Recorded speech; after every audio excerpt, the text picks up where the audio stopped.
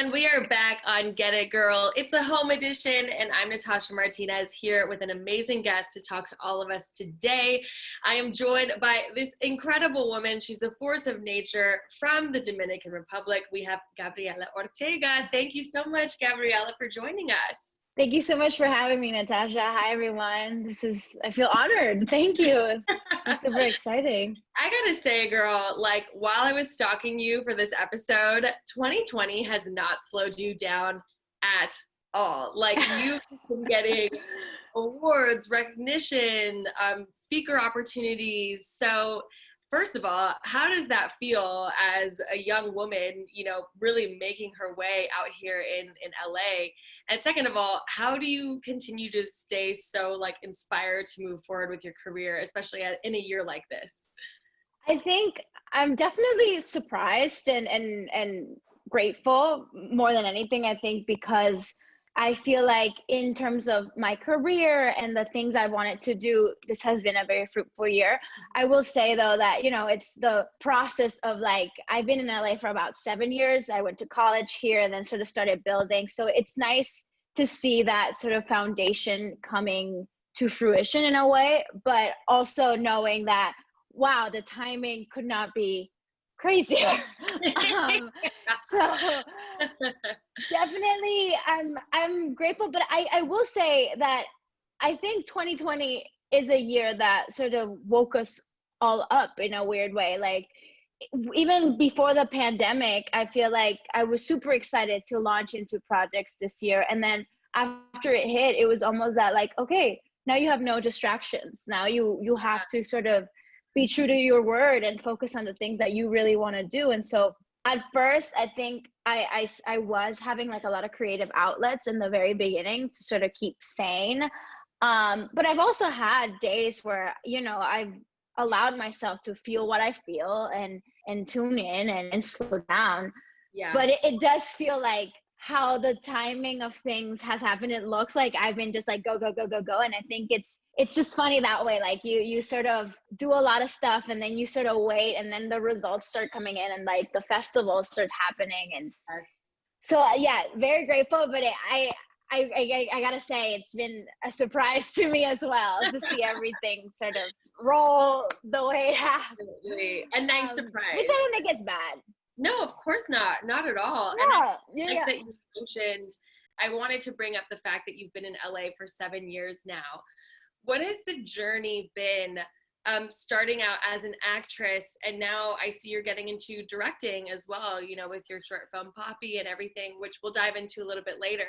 But how has the journey been for you, just coming to LA, working on the dream, becoming an actress, then getting into behind the camera? Well, when I started acting, I was born and raised in Dominican Republic. So I was there and I started acting around 13. I went to like a conservatory and it was like my first creative outlet. And at that time I thought if you didn't make it to the Disney Channel by the time you were 12, that was it.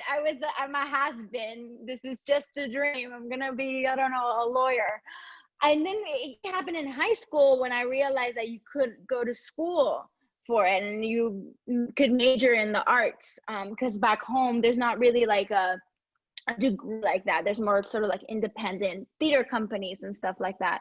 So when I came, I hadn't even turned 18 because my birthday's in September. So I came, I got into USC. I was grateful enough to get like scholarship money and sort of like be able to be in school, because I don't even know how much the school is going for a yearly price right now. But having that opportunity really sort of opened things up for me. And I kid you not, I came here, I was so green.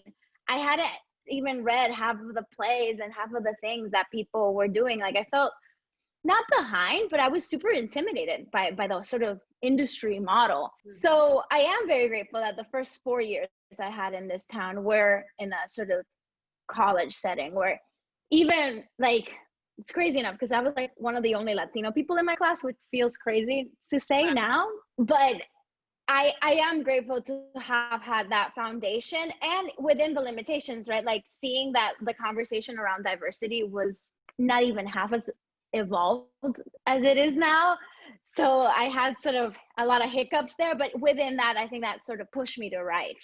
And when I started writing, that's when I started opening myself up to the different possibilities. Because I think, okay, there's not a good role for me right now, that I'm going to make my role, and I'm going to write, and I'm going to direct, and I'm going to do this and that. So I kind of became like a one-woman rodeo, because I felt like there needs to be authentic voices behind these. And if I can do it, then I just need to do it right now. I think this would really open things up for all of us, you know?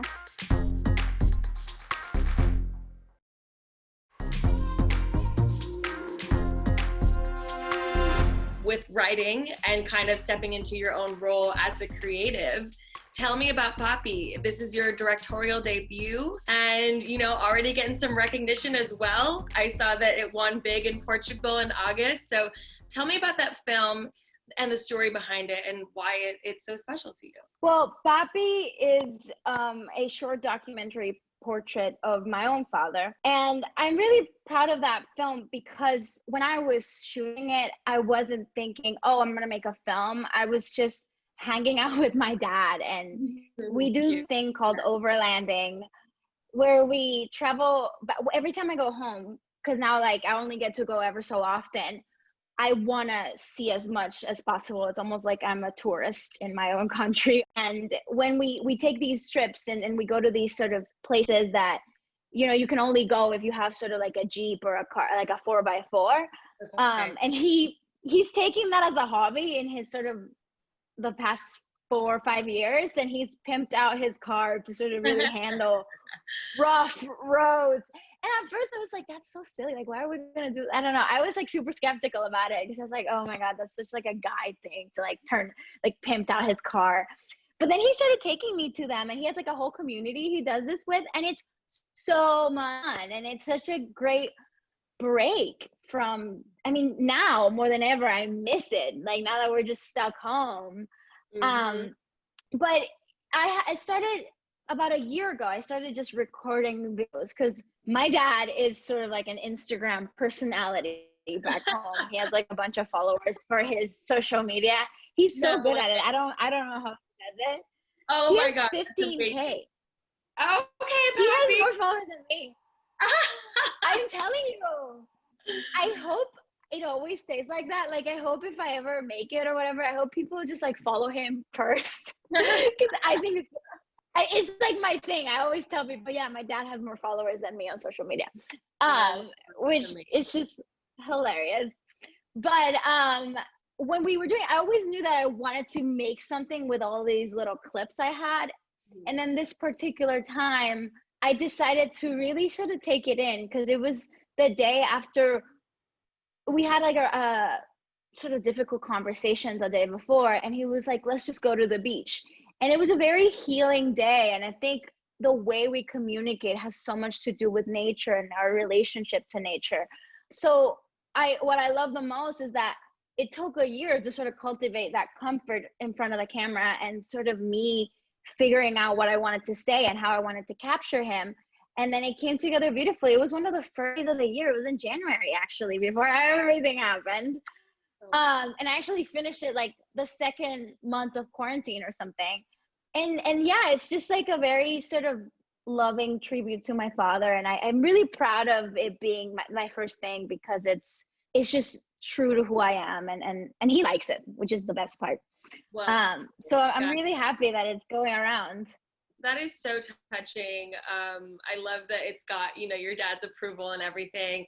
Had you guys always had that very close-knit relationship growing up, or was this something that developed in, your more adult years? Like sometimes, obviously, we grow up with our parents, we're like, oh man, they're not cool. And then you find out later, you're like, wait a second, you're like my best friend. Was it always like that? Kind of, yeah. I'm the youngest, so that's already like a thing. And I'm a girl, like daddy's girl. I love my mom, and I think my mom and I have a more like girly relationship. Like we go shopping together, or we like dress up and like makeup, like very much more like in the feminine side. Yes. But what I like about my dad is that I don't think he ever underestimated my strength as a person, or like he never treated me different because I was a girl, which I find that really cool coming from my dad. And he's always been, I think he's the more artistic one, and like, so we're very similar. He's also a Virgo, so he's very sort of sensitive to things, and you know, like it's very much has an attention to detail, and he's always been very charismatic. Like he's a people person. If he wanted to run for office, I think he'd win, you know. Like he's just like that guy. And so we've always went on adventures in different capacities. But now I think what's special about our relationship is that it's definitely more human, because obviously, you know, I'm 25, we've had fights, we've known each other deeply, we've confessed things to each other. We have more of like a friend relationship almost. I mean, he's still my dad, but I feel like I know him not just as this like hero figure that we sometimes put our parents in like this pedestal, but I've humanized him, and I think that's great, because I think I've seen him in his flaws and in his virtues, and I can sort of get to know him all over again, it feels like.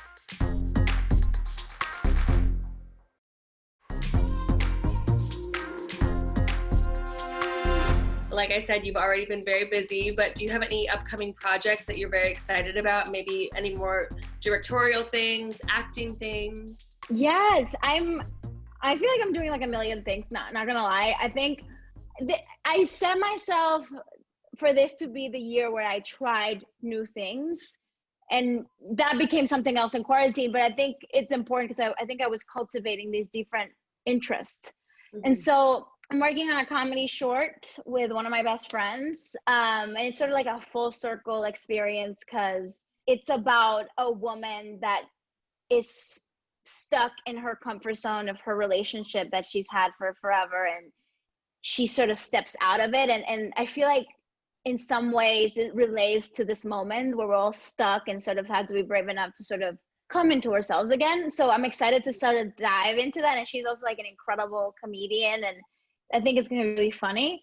And I'm also writing a couple of projects. I'm actually extending the short film of Papi into a fiction narrative feature that I want to shoot in Dominican Republic next year. It's sort of the same father-daughter road trip movie, but in a different context, more fictional and more in the relationship. They actually have a lot of tension. So it's actually a coming together story of how they need to reconcile after the death of their grandfather. And so it's more of a dramedy, and what I'm excited about with that is to be able to really shoot a whole film in my country and sort of have my own perspective in that way. So, you know, I'm hoping to keep healthy, and I'm going home for the holidays. I got to see my family, you know. Nice. Something you're most excited about going home besides seeing your family, of course. Do you have anything that you're like dying to do the second that you get there? I need to go to the ocean. Like I need to go to the beach ASAP. Because okay, so our waters are warm or like lukewarm.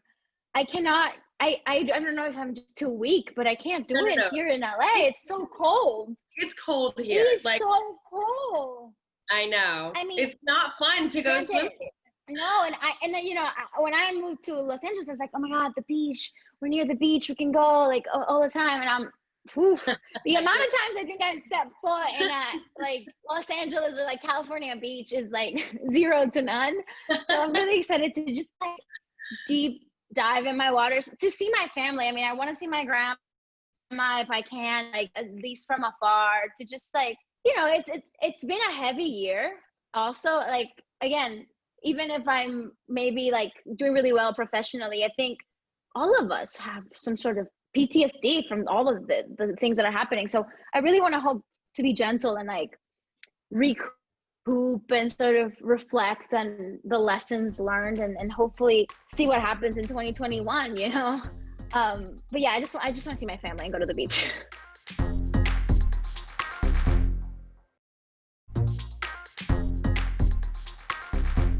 It's been a heavy year, especially at this time, you know, staying at home with the quarantine, but you know, we got to make the most of it, which is why I'm going to flip it on its side and make it a little bit fun, at least for this moment, and do a little quarantine trivia with you.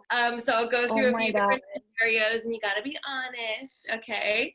So the first one is, how often have you been showering? Is it the usual amount of times, more than usual, or like definitely less than usual because we're being lazy? The usual, but I think it's more the times I'm showering. It's like, That's oh, I like need to randomly shower. yeah. Like I'm like, it's 11. Did I shower today? That still counts. It's 1 hour till midnight. So I think I showered every day, but definitely some days I'm like, oh, I should do this thing. I love that. I love that. Do you have roommates or are you living alone right now? Actually, one of the quarantine partner situations. So me and my boyfriend moved in together in this whole thing. I can't believe we did it. It's like crazy. We got cats too. I'm sorry if that was one of your questions, but no. I'm into this whole story. So okay, so you moved in and you got 2 fur babies, or did you already have the cat before moving in? No, I don't know what got into me. So okay, we quarantined together at first because he had a roommate and I was living alone. I didn't have roommates for a long time. And we were like, well, if we can't go out, let's do it. But we were at my studio apartment, like on top of each other. And so now in the summer that things started somewhat opening, we're like, we got to move. So we found a good sort of window of time and possibility, and we moved. But the cats actually got in June. I mean, everything was so heavy. Everything was so heavy that I was just like, oh my God, I wish I had a pet. And then randomly, I have another Dominican friend who we were like social distancing, hanging out, but we were drinking wine. And so as it happens, and then while we're drinking wine and talking about how much we would love like a pet, another friend, like serendipity, whose girlfriend works at a vet, like is a veterinarian, was like, do you want these cats? And they were like, this photo, I mean, I'm a little bit tipsy and I get this photo of these 2 little kittens being like, and I said yes. And I forgot about it. Dude, you forgot. So it was like a Saturday. I mean, for the sake of comedy, yeah, I'm like literally, yeah, the most, yeah, sure, yeah. I was like, in my mind, I just impulsively was like, of course I'm gonna take this cat. Yeah. And the next day they're like, you can pick them up on Monday, and I'm like, oh, what did I say? yeah. But my partner loves cats. Mm-hmm. Well, that's good. But it was the best decision.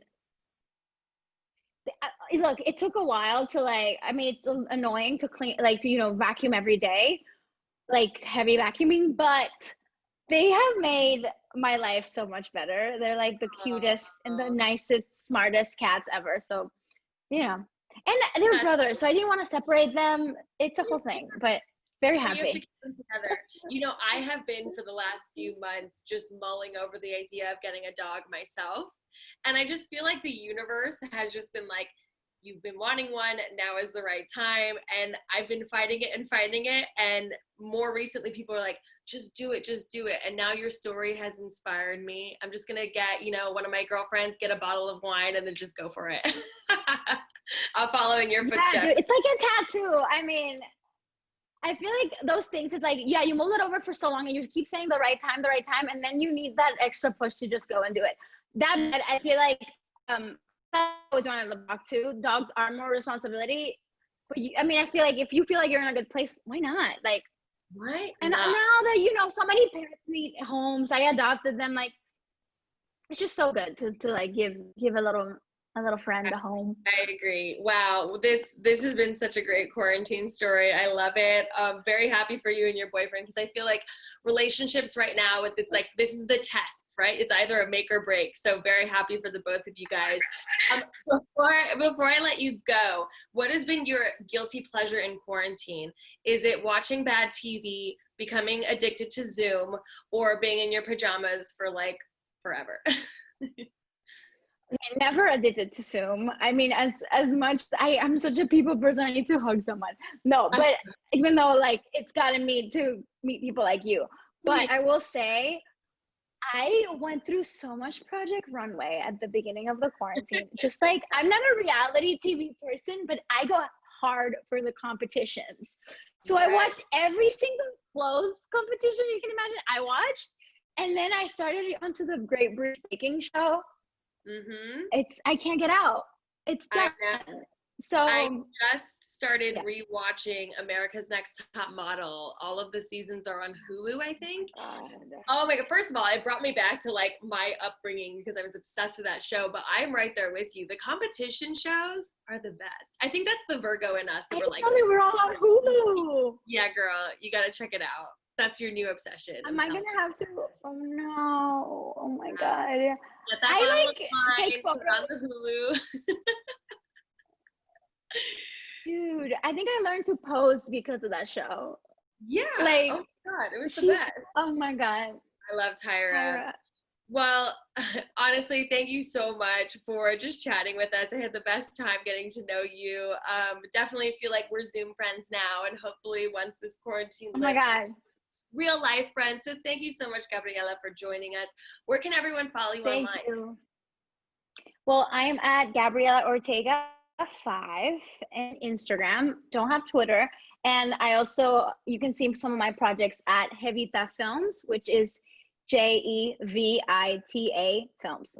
And that's all on my personal Instagram too. So thank you so much for having me, honestly. No, thank you. Best of luck. Can't wait to see your film Papi evolve into a feature length, and have the best time at home in DR.